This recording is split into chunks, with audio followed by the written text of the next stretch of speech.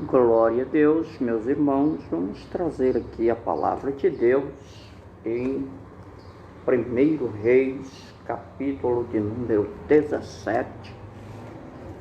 É uma das palavras mais conhecidas e mais pregadas do Antigo Testamento e talvez da Bíblia toda. Aqui fala de Elias. Elias significa Jeová é Deus, provavelmente porque quem vê Elias aparecer no cenário sabe que ele está aparecendo num cenário cheio de idolatria lá em Israel, onde o rei era Acabe, casado com Jezabel. Elias, Jeová é Deus, o significado. Aqui ele aparece sendo tesbita. Havia uma pequena cidade chamada Tisbe, em Gileade, próximo aos rios Jamuque e Japoque. Que Deus assim nos dê entendimento. Eu já convido o Pai, o Filho e o Espírito Santo para operar maravilhas nesta hora da palavra. Nós seguimos vendo aqui que ele diz que ele anda na presença do Senhor, Deus de Israel, que é diferente dos profetas de Baal, dos ídolos de Jezabel, né? Então, nós vemos aqui que houve uma falta de chuva. Ele disse aqui, segundo a palavra dele, não haverá chuva nestes anos. Alguns chegam a dizer 3 anos e 6 meses sem chover. A chuva não veio. Então, aqui talvez Deus quisesse despertar um arrependimento em Acabe, ou fazer com que Jezabel abandonasse seus ídolos e visse que Deus tinha bem mais poder, ou na verdade somente ele é onipotente. Este capítulo vai mostrar aqui que o profeta andava na presença de Deus. Ele diz que é o Senhor Deus de Israel em cuja face eu estou, Quando Deus falou com Abrão, certamente Elias pegou uma carona aí neste texto, lá em Gênesis 17, o Senhor Deus falou com Abrão, disse: anda na minha presença e ser perfeito. Então, muitas vezes é preciso que nós venhamos colocar as coisas do jeito certo, saber se estamos na presença de Deus e mais andando perfeito. Deus fala com ele para ele sair dali e ir para o lado oriental, junto às torrentes do Querite, né? A tradição localiza um esconderijo ali próximo desse lugar, mas num lugar chamado Wadi El-Kelt, né? Wadi seria em grego rio, né? Então seria rio El-Kelt. Os versículos 5 e 6 diz que Elias foi se esconder e os corvos traziam pão e carne 2 vezes por dia. E algo muito interessante, porque nós geralmente comemos 3 vezes ao dia, nós temos esse hábito. Mas aqui Deus certamente regularizou uma espécie de jejum de 12 horas, né? Daqui a alguns dias eu vou começar uma outra campanha baseado nisso aqui, para Deus resolver algumas coisas. Nesse jejum aqui de Elias, comer 2 vezes por dia. Os corpos traziam comida pela manhã e pela tarde. Isso significa dizer, a gente pode concluir que ele comia 2 vezes por dia, né? E aqui também, enquanto os corvos traziam alimento, estava tudo bom e etc. Porém, a torrente, no versículo 7, secou-se, não chovia. A palavra do homem de Deus veio certinha, fiel e verdadeira. Não vai chover, e não choveu. E aí, por falta de chuva, a torrente, esse pequeno córrego, secou-se. Nós vemos que há aqui alguns milagres que vão despertar a nossa fé neste capítulo, né? Nós vemos aqui, se quisermos considerar também a palavra do homem de Deus como milagre, 4 milagres. Vê no versículo 6, não vai chover, e não choveu. Houve a multiplicação da farinha e do azeite da mulher. No versículo de número 15. No versículo 22, a ressurreição do menino aqui. São coisas extraordinárias aqui que vão acontecendo, né? 3 milagres claríssimos. A ressurreição do menino, a multiplicação da farinha e do azeite e a falta de chuva aqui. E o alimento que veio pelos corvos, né? Já é uma espécie de milagre também, porque sem o alimento, o profeta não sobreviveria, não escaparia também. Então aqui nós vemos que, de repente, no versículo 9, Deus manda que ele vai aqui para Serepta de Sidom. Serepta é uma aldeia próxima ao Mediterrâneo, entre Tiro e Sidom. Então, este lugarzinho aqui ficou na história, né? É uma aldeia, um lugar perto do mar ali, e certamente algo muito surpreendente, porque próximo do mar, mesmo que não chova, mas se cavar você consegue um pouquinho de água, dá para sobreviver ali nas proximidades do mar.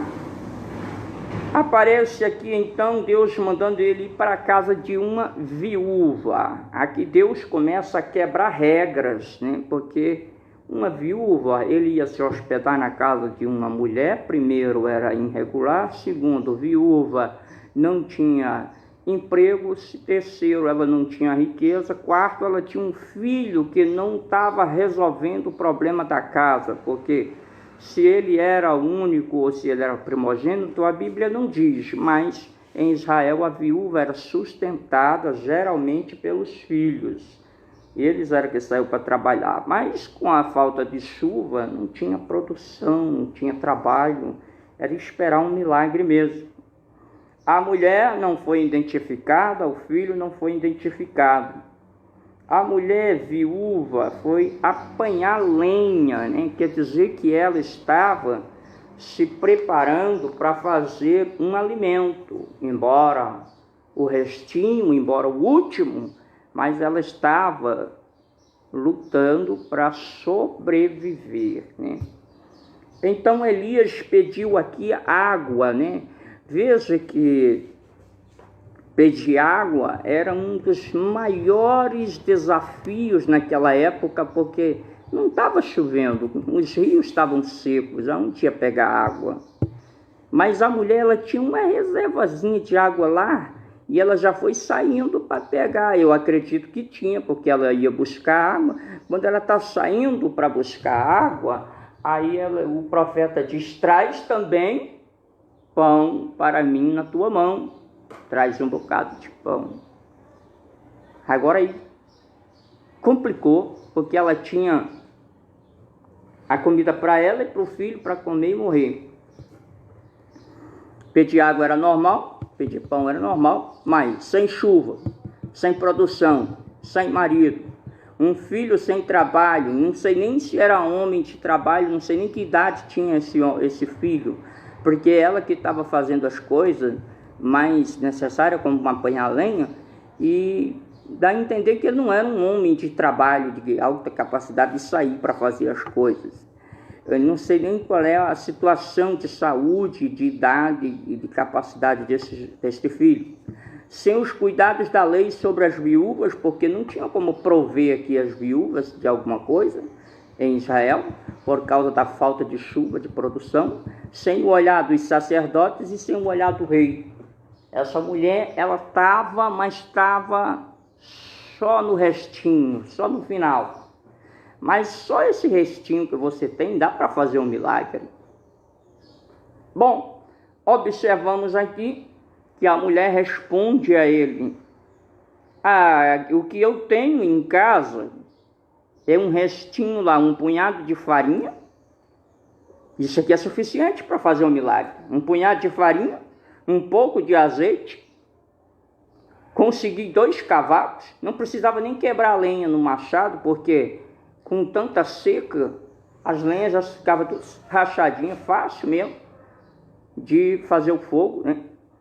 Tinha a viúva, tinha o filho, tinha o profeta, tinha um único Deus verdadeiro, tinha uma panela, tinha uma botija, tinha um fogão para fazer aquele fogo, para cozinhar aquela comida, tinha uma vasilha com água e tinha uma porta que era a porta da cidade. Olha só quantas coisas tinha ainda aqui nesse lugar. Então, meu irmão, você não consegue ver quase nada. Quantos pregadores pregaram? Tinha o azeite e tinha a farinha. E eles não falam desses outros itens. Esqueceu dos 2 cavacos. Esqueceu dos 2 cavacos, que é importante para fazer o alimento. Esqueceu que a viúva, sem ela, não tinha aquela residência ali, não tinha aquela escapatória para o profeta. Esqueceu do filho da mulher. Eles não contam os detalhes importantes, porque esse filho era companhia para a mulher, era uma escapatória para ela em Israel.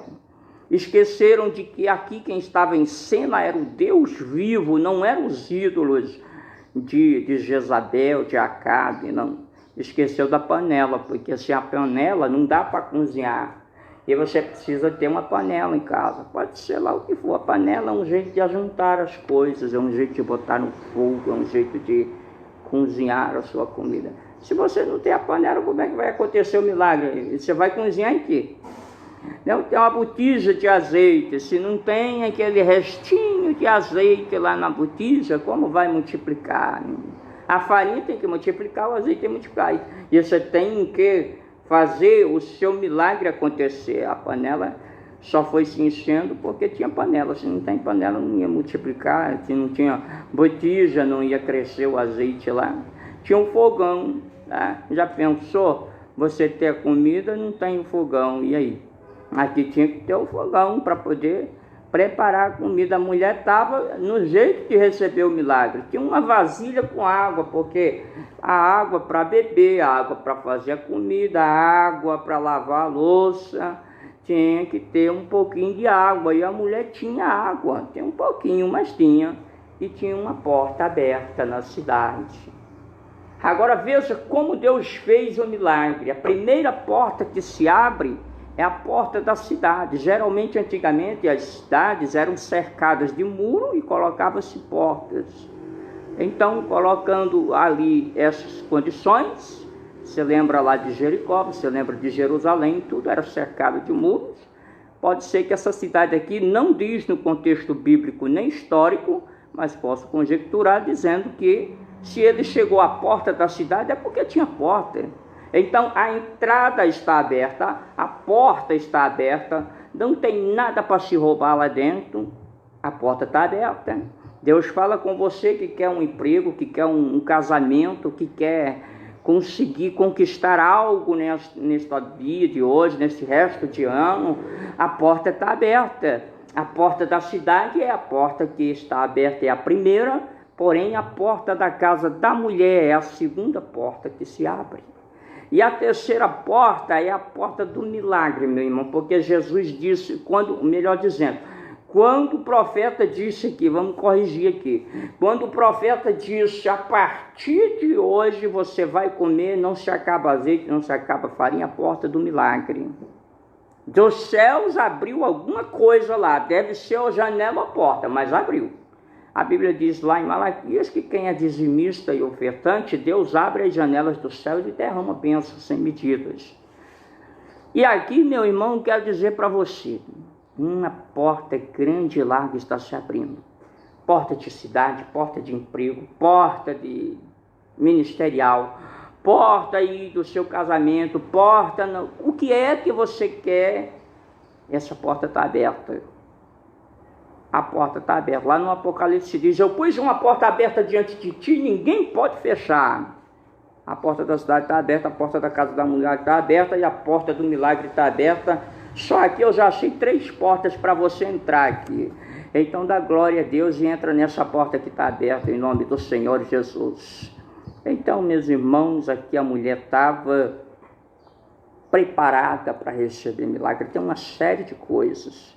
A mulher obedeceu ao homem de Deus. O homem de Deus disse: vai lá, faz esse bolo primeiro para mim, depois faz para ti e depois para o teu filho. Note que de um pouquinho que só dava para comer 2 e morrer, aqui já vai aparecendo o profeta e vai sendo feito mais um e vai crescendo. Por quê? Porque ela obedeceu à voz do profeta, ela obedeceu à voz do homem de Deus.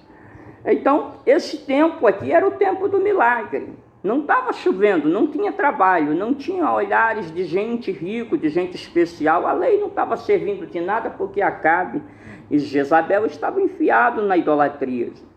Então aqui era milagre mesmo. Então o profeta diz: vocês vão comer hoje e vai continuar tendo comida até o dia que o Senhor fizer chover sobre a terra. Versículo 14. Então ela fez a sua parte. Primeiro, o profeta faz a sua parte, profetiza. Segundo, a mulher obedece. Terceiro, Deus começa a operar o milagre ali no versículo 16, e ela vai fazendo comida, e a comida não acaba, e vai fazendo comida e não acaba, vai fazendo comida, e Deus fala para você: a providência está chegando, a porta está aberta, o milagre está acontecendo, está caindo do céu.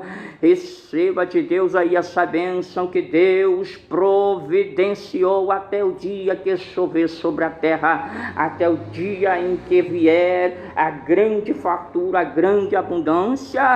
A providência de Deus não se acaba na sua vida. Bendito seja o Santo de Israel. De repente, o menino adoeceu e morreu. Aí agora acontece o seguinte: a mulher desesperou-se e falou com o profeta: por que trouxeste a minha iniquidade à memória?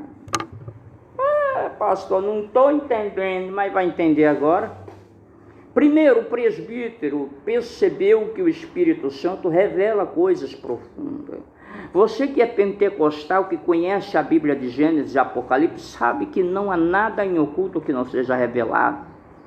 Eu não sei o que aquela mulher aprontou, mas ela tinha pecado. Pastor, o senhor diz pecado, o texto não diz iniquidade. Ora, 1 João 3 e 4, 1 João 5 e 17. Iniquidade é pecado. Qual era o pecado maior que tinha naquela época? A idolatria. Provavelmente houvesse ali algo assim que ela tinha feito para agravar a Deus. Não sei se diretamente a idolatria, porém tem algo que me chamou a atenção. E muitos pregadores nunca falaram nisso. A ausência da família do marido dela, a ausência da sua própria família, e o lugar que ela estava era um lugar assim estranho. O seu sacrifício para sobreviver com seu filho sozinho, distante da sociedade, distante da família, pode esconder algo profundo, por exemplo, o adultério. Note que isso é conjecturas que vêm nos dizer por que a família dela não estava com ela. Certamente tinha vergonha da sua pobreza, do seu pecado escondido.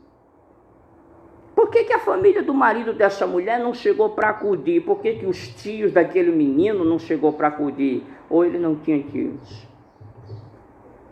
São N perguntas que vão aparecendo, porque algo é muito estranho. A mulher é sozinha com o filho. E por que ela não apareceu os parentes dela e os parentes do marido dela? Por que ninguém se levantou para acudir aquele menino ou rapaz? A Bíblia não diz que idade ele tinha. as viúvas que eram especiais em Israel, tinham cuidados até de Deus, que dizia que as viúvas comiam dos rabiscos da terra, elas não trabalhavam. Bom, o profeta, ele subiu para o quarto de cima, onde ele se hospedava. Ele não morava, preste bem atenção, uma coisa é morar, outra coisa é se hospedar. Ele se hospedava no quarto em cima, ele leva o menino, ele clama a Deus, e depois que ele clama a Deus, ele se estende sobre o defunto 3 vezes, ele se deita sobre o defunto. Que alabaçu, debrado cobandaracheia. Meu irmão, quero ver se o camarada é profeta aqui, ou se ele é fofoqueiro de Facebook, WhatsApp, Instagram. Sabe por quê? Cheguei em São Paulo, fui pregar lá em Viedo, assim, voluntariamente, fazendo a obra de Deus, voluntariamente, eu fui fazer a obra de Deus por aí. Eu tenho esse chamado desde os 17 anos de idade, eu já falei sobre isso. Quando eu cheguei lá, a pastora me deu uma campanha, 3 dias, papai, Deus abençoando. Como foi um dia, foi o casamento de um pessoal. Foi bom demais. A pastora está fazendo o casamento, eu estou do lado ali, achando bom, maravilha, glória a Deus. Meu Deus. Quando terminou o casamento, a pastora disse, amanhã o negócio é diferente, amanhã tem um funeral para fazer. E aí, meu irmão, a pastora jogou a bomba nas minhas costas. Você sabe quando é que eu tinha chegado perto de um caixão? Nunca. Aí eu pergunto, você é profeta ou você é calça frouxa? Porque tem gente que quando vê um defunto passa lá por longe. Conhece a família, nem conhece, sei nem quem é, sabe sim, só que está com medo do defunto. Eu fiz a cerimônia aqui, São Paulo, cidade de Vinhedo, interior do estado de São Paulo. Voltei lá para o Rio Grande do Norte, cheguei lá, morreu meu tio, eu tinha que fazer. Aí o pastor dele estava lá, todo mundo estava... E agora?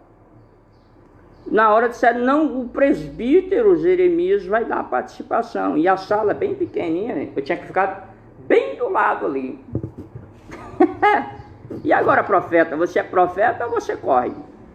Porque tem gente que só é profeta para pular, saltar no monte, lá em cima do monte, na igreja, ou então na casa dos outros, na sala dos outros. E agora, como é que sapateia ali do lado do defunto, hein? Depois foi a vez da outra tia minha, menos de 30 dias, nós perdemos 3 parentes. Todos 3 eu tive lá do lado. Só um que eu ajudei na cerimônia, os outros eu fui só como parente.